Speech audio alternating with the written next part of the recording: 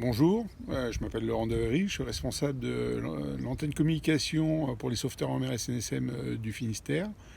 Donc au niveau innovation, au niveau des sauveteurs en mer, c'est vrai que là, ce qui fait la force du réseau des sauveteurs en mer et des bénévoles, des équipages, c'est de bien connaître leur zone.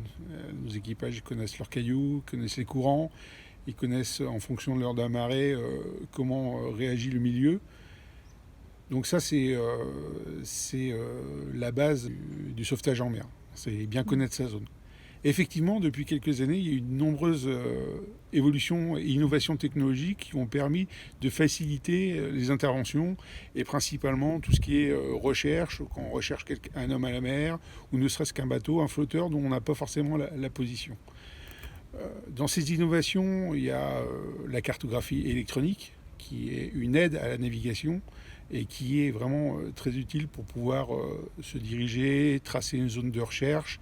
Donc c'est une innovation importante qui a été complétée récemment par la transmission de données avec des réseaux 3G et 4G dont sont progressivement équipées nos embarcations. Donc c'est vrai que ces deux outils nous permettent de définir et de suivre une zone de recherche assez facilement.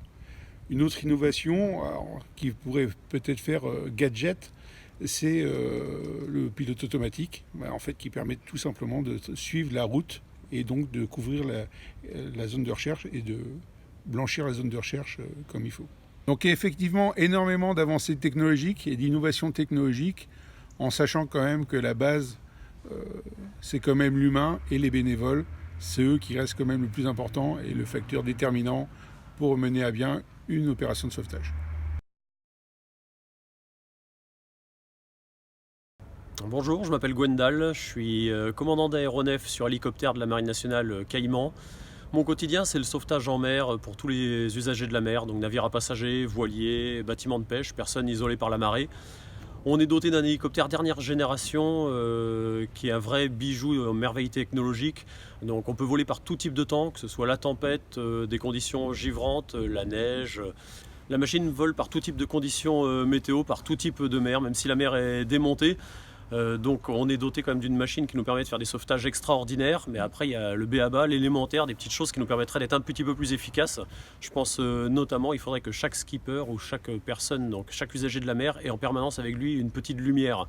On a réussi des sauvetages parce qu'une personne avait son téléphone portable avec lui. Voilà, des petites choses comme ça qui nous simplifieraient les sauvetages. Également en termes d'innovation, la barrière de la langue parfois est un petit peu compliquée. Même si on a un lexique pour dire le b.a-ba, il y a certains mots avec lesquels on a du mal à traduire, ou que les usagers de la mer, en fait, avant de partir, commencent un petit peu à se renseigner sur nos procédures de treuillage. Quand les conditions sont difficiles ou qu'il y a un mât, on doit descendre par exemple la civière avec un bout lesté. Donc que ce bout lesté ne soit pas relié au bateau ou ne soit pas mis autour de la personne avec un nœud marin. Ça sert juste en fait à tirer la civière à lui. Voilà, ce sont des petites choses comme ça. Comme on a l'habitude de dire dans la Marine nationale, en fait la survie ça commence maintenant. C'est dès qu'on prend son bateau, la survie ça démarre à ce moment-là. Est-ce que je suis équipé? Est-ce que j'ai bien dormi? Est-ce que j'ai bien mangé? Voilà, c'est le b.a-ba de la survie. Et après on a un hélicoptère qui est censé tout faire et un équipage qui est également entraîné pour tout type de mission.